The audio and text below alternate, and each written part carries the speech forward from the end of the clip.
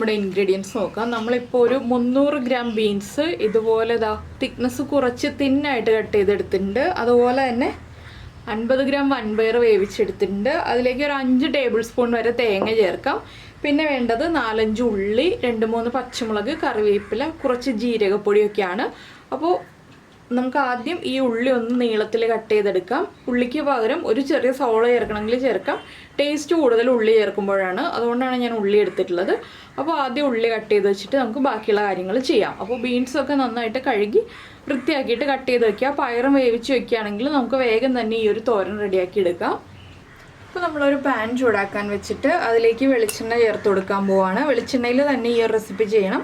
ഞാനിപ്പോൾ ഒരു 1.5 table spoon വെളിച്ചെണ്ണ ചേർക്കുന്നുണ്ട്. എന്താണെന്ന് വെച്ചാൽ നമ്മളിത് വെള്ളം ഒഴിച്ചിട്ടല്ല വേവിക്കുന്നത്, വെള്ളം തളിച്ചു കൊടുത്തിട്ടാണ്. അപ്പോൾ നമ്മുടെ വെളിച്ചെണ്ണ ഒന്ന് ചൂടായി വരട്ടെ. ഈ സമയത്ത് നമുക്ക് നമ്മുടെ പച്ചമുളകും ഉള്ളിയൊക്കെ കട്ട് ചെയ്ത് വയ്ക്കാം. വേറെ മുളക് പൊടി കാര്യങ്ങളൊന്നും നമ്മൾ ഇതിലേക്ക് ചേർക്കില്ല കേട്ടോ.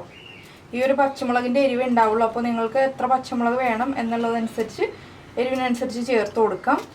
ഇപ്പോൾ നമ്മുടെ വെളിച്ചെണ്ണ ചൂടായി വന്നിട്ടുണ്ട്. നമുക്കിതിലേക്ക് കടുക് ചേർത്ത് കൊടുക്കാം. ഒരു 3/4 ടീസ്പൂൺ കടുക് ചേർത്തിട്ടുണ്ട്. ഇനി ഈ കടുകൊന്ന് പൊട്ടി വരട്ടെ. ഇപ്പോൾ നമ്മുടെ കടുക് പൊട്ടിക്കൊണ്ടിരിക്കുന്നുണ്ട്. നമ്മൾ ഈ സമയത്ത് സവോളയാണ് ചേർക്കുന്നതെങ്കിൽ സവോള ഇതുപോലെ ചെറുതായിട്ട് കട്ട് ചെയ്ത് വയ്ക്കുക. ഞാനിപ്പോൾ ഉള്ളിയാണ് എടുത്തിട്ടുള്ളത്. ഉള്ളി നീളത്തിൽ കട്ട് ചെയ്തിട്ടുണ്ട്. പച്ചമുളക് ഒന്ന് ചെരിച്ച് കട്ട് ചെയ്തെടുത്തു. തീരെ ചെറുതായിട്ട് കട്ട് ചെയ്തിട്ടുണ്ടെങ്കിൽ നമുക്ക് എടുത്ത് മാറ്റാൻ ബുദ്ധിമുട്ടായിരിക്കും. കുട്ടികളൊക്കെ കഴിക്കുകയാണെങ്കിൽ എടുത്ത് മാറ്റാൻ ബുദ്ധിമുട്ടായിരിക്കും. അതുകൊണ്ട് കുറച്ച് വലിപ്പത്തിൽ കട്ട് ചെയ്തിട്ടുള്ളത്. ഇനി നമുക്ക് ഇതെല്ലാം ഇതിലേക്ക് ചേർത്ത് കൊടുക്കാം.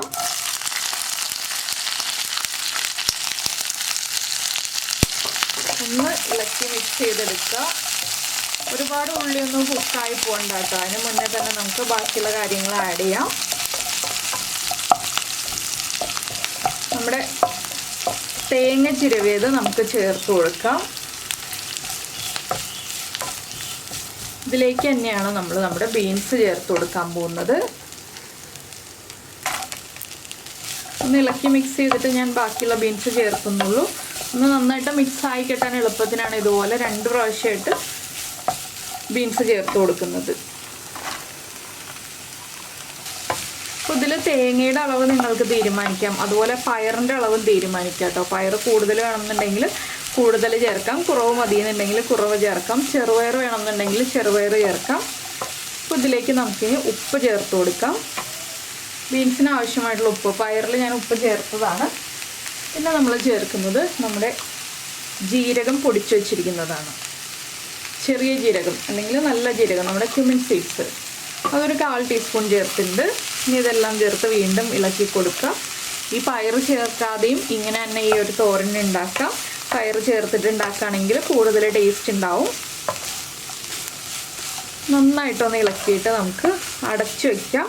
ഇടയ്ക്ക് ഒന്ന് വെള്ളം തളിച്ചു കൊടുക്കണം. വെള്ളം ഒഴിച്ചു കൊടുക്കരുത്, വെള്ളം തളിച്ചു കൊടുക്കണം ഒന്ന് കുക്കായി കിട്ടാനായിട്ട്. ഇതുപോലെ ബീൻസ് തിന്നായിട്ട് കട്ട് ചെയ്യുകയാണെങ്കിൽ വേഗം തന്നെ കുക്കായി കിട്ടിക്കോളും. ഇതെല്ലാം ഒരുമിച്ചാക്കി വെച്ചിട്ട് നമുക്ക് അടച്ചു വെച്ച് ലോ ഫ്ലെയിമിൽ വെച്ചിട്ട് വേവിച്ചെടുക്കാം. അപ്പോൾ നമ്മളിപ്പോൾ ബീൻസ് അടച്ചു വെച്ചിട്ട് ഒരു 2 മിനിറ്റായി. നമുക്കൊന്ന് ഇളക്കി കൊടുക്കാം. ഇതിലേക്ക് മഞ്ഞൾപ്പൊടി ചേർക്കണമെങ്കിൽ ചേർക്കാം കേട്ടോ. ഞാനിപ്പോൾ മഞ്ഞൾപ്പൊടി ചേർക്കുന്നില്ല എന്നേ ഉള്ളൂ. പിന്നെ മുളക് പൊടി ചേർക്കേണ്ട, നമ്മൾ പച്ചമുളകിൻ്റെ എരിവാണല്ലോ ഉദ്ദേശിച്ചിട്ടുള്ളത്. അതുകൊണ്ട് തന്നെ മുളക് പൊടി ചേർക്കേണ്ട ആവശ്യമില്ല. അപ്പോൾ നമുക്കിനി വളരെ കുറച്ച് വെള്ളം തളിച്ചു കൊടുക്കാം. ഞാൻ ഇതുപോലെ കയ്യിലേക്ക് കുറച്ച് വെള്ളം എടുത്തിട്ട് ഒരു കൈ വെള്ളം ഇങ്ങനെ ഒന്ന് തളിച്ചു കൊടുക്കുന്നുണ്ട്. അതൊന്ന് വറ്റി കുക്കായി വരുമ്പോൾ നമുക്ക് വീണ്ടും ഒരു കൈ വെള്ളം തളിച്ചു കൊടുക്കാം. അങ്ങനെ തളിച്ച് നമുക്കിത് കുക്ക് ചെയ്തെടുക്കാം. വീണ്ടും ബീൻസ് അടച്ചു വയ്ക്കുക, കുക്കായി വരട്ടെ. ഇപ്പോൾ നമ്മൾ നമ്മുടെ ബീൻസ് അടച്ചു വെച്ചിട്ട് 2 പ്രാവശ്യം വെള്ളം തളിച്ചു കൊടുത്തായിരുന്നു കേട്ടോ. ആദ്യം വെള്ളം തളിച്ചു കൊടുക്കുന്നത് നിങ്ങളെ കാണിച്ചു. വീണ്ടും ഒരു പ്രാവശ്യം കൂടി വെള്ളം തളിച്ചു കൊടുത്തു. പിന്നെ ഉപ്പ് ചെക്ക് ചെയ്തപ്പോൾ ഉപ്പ് കുറവായിരുന്നു. ഞാൻ കുറച്ച് ഉപ്പും കൂടി ചേർത്തിട്ടുണ്ട്. ബീൻസിന് ആവശ്യമായിട്ടുള്ള ഉപ്പ് മാത്രമേ ചേർത്തിട്ടുള്ളൂ. ഇനി നമുക്ക് ഇതുപോലെ തന്നെ ഉപയോഗിക്കണം എന്നുണ്ടെങ്കിൽ ഉപയോഗിക്കാം. ഇല്ലെങ്കിൽ നമ്മൾ വേവിച്ച് വെച്ചിരിക്കുന്ന പയറും കൂടി ചേർത്തിട്ട് ഒന്ന് ഇളക്കി മിക്സ് ചെയ്തെടുക്കുക. പയർ ഓവർ കുക്കായി പോകരുത്. ഇനി നമുക്ക് ഫ്ലെയിം കൂട്ടി വയ്ക്കാം. ഹൈ ഫ്ലെയിമിൽ തന്നെ വെച്ചിട്ട് ഒന്ന് പയർ ചേർത്ത് മിക്സ് ചെയ്ത് ഡ്രൈ ആക്കി എടുക്കാം. ഒരുപാട് ഡ്രൈ ആയി പോവില്ല. എന്താണെന്ന് വെച്ചാൽ പയർ കുറച്ച് കുക്കായതാണ്. അപ്പോൾ നിങ്ങൾക്ക് നന്നായിട്ട് ഡ്രൈ ആണെന്നുണ്ടെങ്കിൽ പയർ ചട്ടിയിൽ വെച്ച് വേവിക്കേണ്ടി വരും. നമ്മൾ കുക്കറിൽ വെച്ച് വേവിക്കുമ്പോൾ പയർ ഒന്ന് കുക്കായി പോവും. അപ്പോൾ കുഴഞ്ഞു പോകാൻ സാധ്യതയുണ്ട്. അപ്പോൾ എന്തായാലും ഇതുപോലൊരു തോരനൊക്കെ ഉണ്ടാക്കി നോക്കിയിട്ടില്ലെങ്കിൽ ഒന്ന് ഉറപ്പായിട്ടും ട്രൈ ചെയ്ത് നോക്കിക്കോളൂ. നല്ല ടേസ്റ്റാണ്. പിന്നെ മഞ്ഞൾപ്പൊടി ചേർക്കുകയാണെങ്കിൽ ആ ഒരു മഞ്ഞളുടെ ഭംഗി ഉണ്ടാവും. മഞ്ഞൾപ്പൊടി ചേർത്തില്ലെങ്കിൽ ഈ ഒരു കളറിൽ കിട്ടും. നമ്മുടെ എല്ലാ തോരനുകളിലും നമ്മൾ മഞ്ഞൾപ്പൊടി ചേർക്കുന്നതുകൊണ്ടാണ് ഞാൻ ഇതിൽ ചേർക്കാത്തതെന്ന് പറഞ്ഞല്ലോ.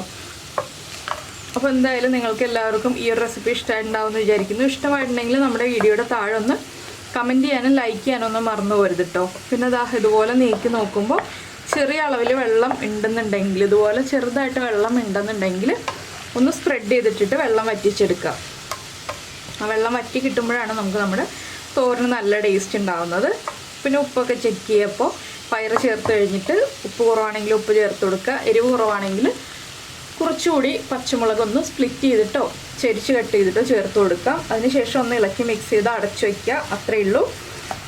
അപ്പോൾ എന്തായാലും എല്ലാവരും ഒന്ന് ട്രൈ ചെയ്ത് നോക്കുമെന്ന് വിചാരിക്കുന്നു. പിന്നെ നമ്മുടെ ചാനൽ ആദ്യമായിട്ട് കാണുകയാണ്, നമ്മുടെ വീഡിയോ പ്രസൻറ്റ് ചെയ്യുന്ന രീതിയൊക്കെ ഇഷ്ടമായിരുന്നുണ്ടെങ്കിൽ നമ്മുടെ ചാനലൊന്ന് സബ്സ്ക്രൈബ് ചെയ്ത് സപ്പോർട്ട് ചെയ്യണേ. സബ്സ്ക്രൈബ് ചെയ്യുന്നതിന് ഈ വീഡിയോയുടെ താഴെയുള്ള റെഡ് സബ്സ്ക്രൈബ് ബട്ടൺ ഒന്ന് ക്ലിക്ക് ചെയ്യുക. അതിൻ്റെ റൈറ്റ് സൈഡിലുള്ള ബെല്ലൈക്കണും ക്ലിക്ക് ചെയ്യുക. അപ്പോൾ ഓളെന്ന് പറഞ്ഞിട്ടൊരു ഓപ്ഷൻ വരും. ആ ഓളും കൂടി പ്രസ് ചെയ്തിട്ടുണ്ടെങ്കിൽ ഞാൻ എപ്പോഴും വീഡിയോ അപ്ലോഡ് ചെയ്യുമ്പോൾ നിങ്ങൾക്ക് നോട്ടിഫിക്കേഷൻ വരും. കണ്ടോ, ചെറിയ അളവിലുള്ള വെള്ളം വരുന്നുണ്ട്. അതൊന്ന് ഡ്രൈ ആയി പോകുന്നുണ്ട്.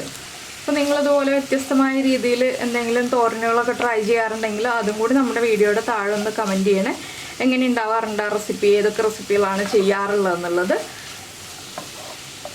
അപ്പോൾ നമുക്ക് ആ റെസിപ്പികളും കൂടി എല്ലാവർക്കും ഷെയർ ചെയ്ത് കൊടുക്കാമല്ലോ. അത് വിചാരിച്ചിട്ടാണ് ഒന്ന് കമൻറ്റ് ചെയ്യണേന്ന് പറഞ്ഞത്.